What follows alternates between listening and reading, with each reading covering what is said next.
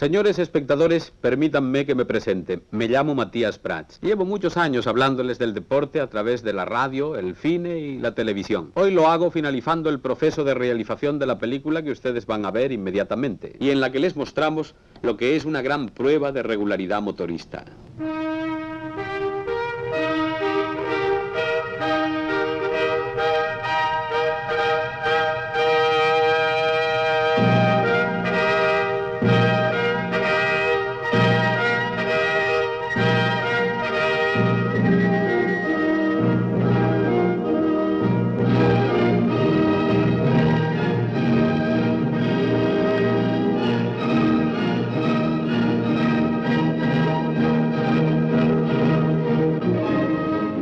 La hora de la concentración en Córdoba ha sonado y desde los más remotos puntos de España y el extranjero van acudiendo puntualmente a la cita los motoristas inscritos. La ciudad andaluza se muestra a los que acuden a ella como la primera bellísima estampa de un largo recorrido que abarcará la casi totalidad de los paisajes españoles. En el control de llegada instalado por la organización en el mismísimo corazón de Córdoba, reina una gran actividad durante las horas fijadas para la presentación de los corredores. Estos proceden de casi todos los países europeos. La gran máquina de la organización que ha montado la prueba de las 20 provincias culmina en estos momentos muchos meses de infatigable trabajo. Nada ha quedado condicionado a la improvisación.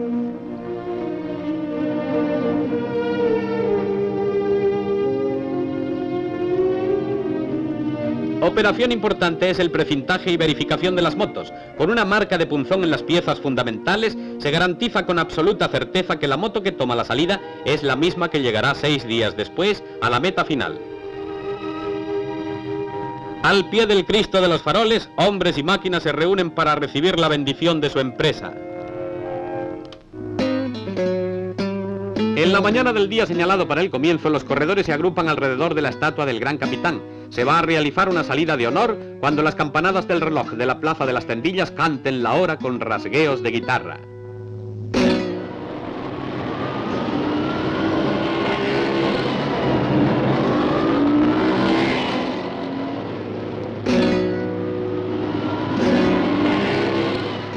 Una ingente muchedumbre se concentra en el punto inicial de la prueba y con 30 segundos de intervalo van tomando la salida los corredores.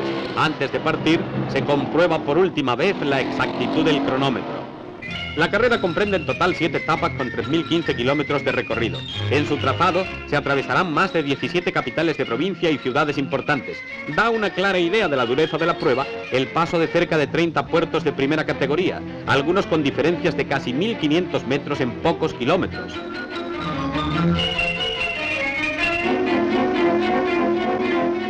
El temido letrero de regularidad surge a escasos kilómetros de la salida de Córdoba. A partir de ese momento, los equipos de cronometradores situados en puntos desconocidos para el corredor acecharán cronómetro en mano para penalizar a quienes no cumplan lo establecido.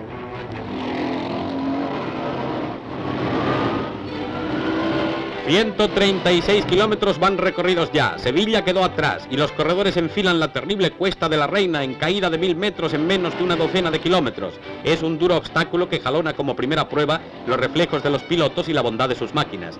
En una brusca transición, Málaga, la incomparable, se muestra en toda su esplendorosa belleza ante los ojos de los corredores. Un bien ganado descanso en la ciudad marca el punto final de la primera jornada, en la que se han recorrido más de 350 kilómetros.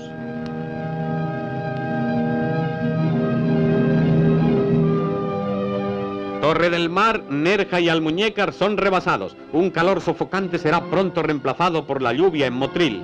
Con ello, una nueva dificultad se suma a las ya previstas en la prueba. Breve descanso en Granada para reponer fuerzas y con cielo encapotado y lluvioso la carrera continúa, atravesando las llanuras de Guadix. En cada punto del recorrido el entusiasmo de los aficionados y seguidores se muestra de muy diversas maneras. No faltan, por supuesto, homenajes y parabienes. Los 450 kilómetros de la etapa finalizan en Murcia y desde esta ciudad, atravesando Cartagena, la caravana toma rumbo por la costa hacia Alicante.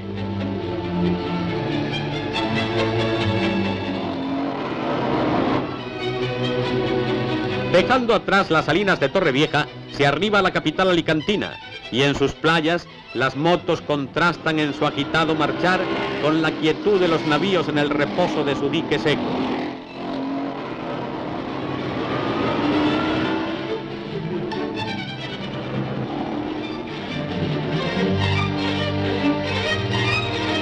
En los 6 días que dura la prueba, los corredores viven obsesionados por la exactitud. Por ello, la organización facilita una hora tipo exacta, cuya verificación solo puede hacerse antes de cada etapa. El primer obstáculo a la salida de Alicante es el puerto de la Carrasqueta, con su increíble pendiente de 1000 metros de brusca subida. Debe de superarse una media horaria muy exigente y los equipos de cronometraje se sitúan en posiciones estratégicas, acechando el paso de los corredores. Alcoy es un breve remanso para los nervios tensos de los corredores. Por desgracia, Alcoy solo puede ser contemplado sin detener la marcha. Un último control fijará definitivamente la clasificación de esta jornada. Caída ya la tarde, los corredores hacen su entrada en Valencia. La innumerable variedad de los itinerarios crea a veces composiciones y contrastes de una gran fuerza representativa, tales como el del paciente caballo de la Noria o el de la tímida y utilitaria bicicleta que contemplan con envidia a su hermano de motor, dejando en el aire la nota nostálgica de su destino superado.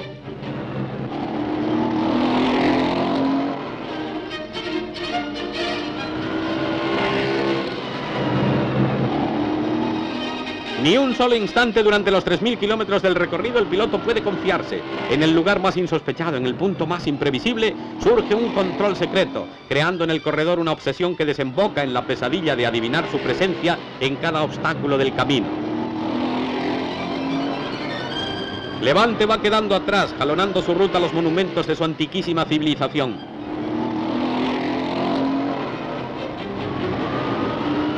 Un control surge de pronto en pleno recorrido y el cronometrador entrega las hojas en que se fijan las sucesivas dificultades y variaciones. La confección de las clasificaciones es tarea difícil y meticulosa. Hay que realizarla con rapidez y sin errores, y para ello los equipos de clasificación deben incluso aprovechar hasta los momentos de descanso. Un periodista redacta sobre el propio terreno las impresiones de la jornada. La televisión y la radio envían sus comunicaciones hasta los últimos rincones de España y del extranjero. Los resultados, las crónicas y las anécdotas son esperados con expectación por la afición deportiva española. La caravana ya está en tierras catalanas. Atravesando Tarragona, los corredores admiran durante un instante la belleza de su catedral románica, para continuar seguidamente rumbo a la ciudad condal.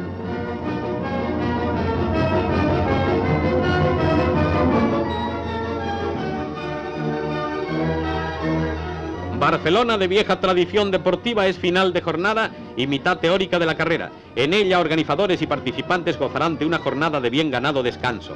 Una enorme multitud de curiosos y seguidores se han ido estacionando a lo largo del recorrido por el que atravesarán los corredores en su paso por la capital. Haciendo gala de su tradicional hospitalidad, Barcelona ha preparado un recibimiento cordial y afectuoso. Un detalle pintoresco y simpático es el de las muchachas ataviadas con trajes regionales, y entre los aplausos del público van haciendo su entrada los corredores.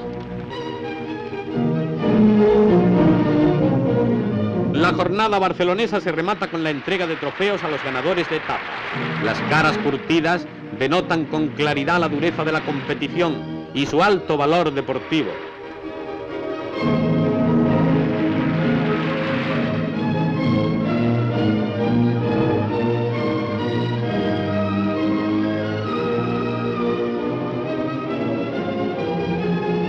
En las primeras horas de una mañana radiante de sol y repuestas las fuerzas por un día de descanso, los corredores cruzan Barcelona para ocupar su puesto en la meta de salida.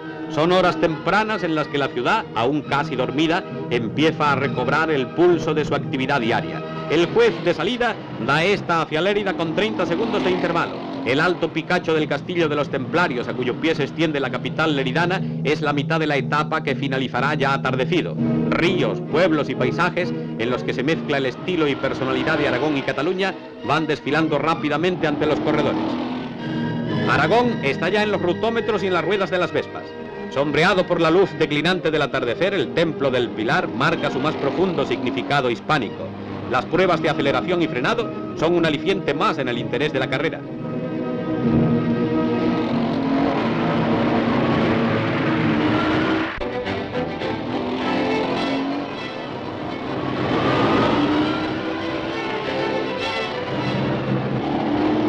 Con Zaragoza y Soria a la espalda, la caravana se adentra en una nueva ruta. Son tierras castellanas las que se atraviesan, con Logroño al alcance de la mirada.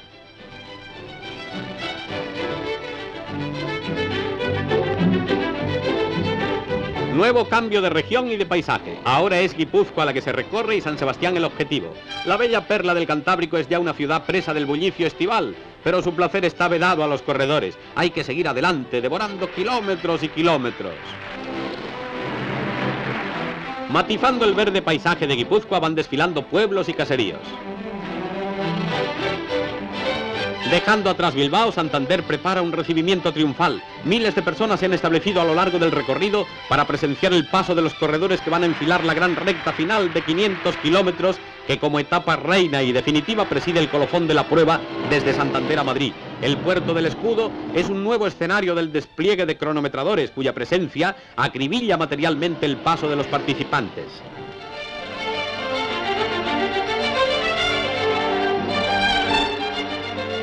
Es mediodía en Valladolid. Dentro de breves instantes el telón se alzará para representar el último codo a codo. Solamente 6 horas separan Valladolid de la meta final. Se va a dar la última salida. Solo quedan 180 kilómetros. Madrid está ya cerca, pero 3.000 kilómetros de recorrido a la espalda parece que alejan la meta. El último puerto importante de la carrera, el de los Leones de Castilla. Son 1.500 metros que hay que superar con los nervios tensos y el corazón en la mano. Un cronometrador oportunamente situado vigila desde el ángulo de una curva el paso de los corredores. La velocidad media impuesta por la organización para el descenso del Puerto de los Leones es elevada y exigente, y los ojos deben de vigilar por igual rutómetro y carretera. En la meta final se efectuará la verificación por los comisarios técnicos del precinto impuesto a las motos en Córdoba. Con ello se garantiza la escrupulosa exactitud de la carrera y la extraordinaria bondad de las máquinas, que han tenido que recorrer necesariamente los 3.000 kilómetros sin la menor sustitución en sus piezas fundamentales. Precedidos por una caravana de cientos de vespistas y las banderas de las naciones participantes, los corredores, esta vez en orden de parada, enfilan hacia el corazón de Madrid, en cuyo Parque del Retiro miles de personas esperan. Terminada la prueba, la televisión, la radio y la prensa difunden la última clasificación y nombre de los vencedores. Ya hay campeón. Las 20 provincias ha concluido. Con la asistencia de autoridades, periodistas y organizadores, se procede a la entrega de premios. A los que tuvieron una actuación destacada en la organización se les distingue públicamente. Más tarde, y al son de los himnos nacionales que subrayan la trascendencia internacional del acto, los vencedores van recibiendo de manos de las autoridades los trofeos que perpetuarán su triunfo. 7 días de limpia pugna deportiva han creado estos lazos de amistad y camaradería que difícilmente podrán borrarse. Y como broche de oro que cierra esta magna prueba, la Delegación Nacional de Deportes y la Asociación de la Prensa, haciendo eco del sentir nacional, imponen sus más importantes distinciones en la persona sin cuya inquebrantable fe y entusiasmo la gran prueba internacional de las 20 provincias Vespa no hubiera sido nunca posible.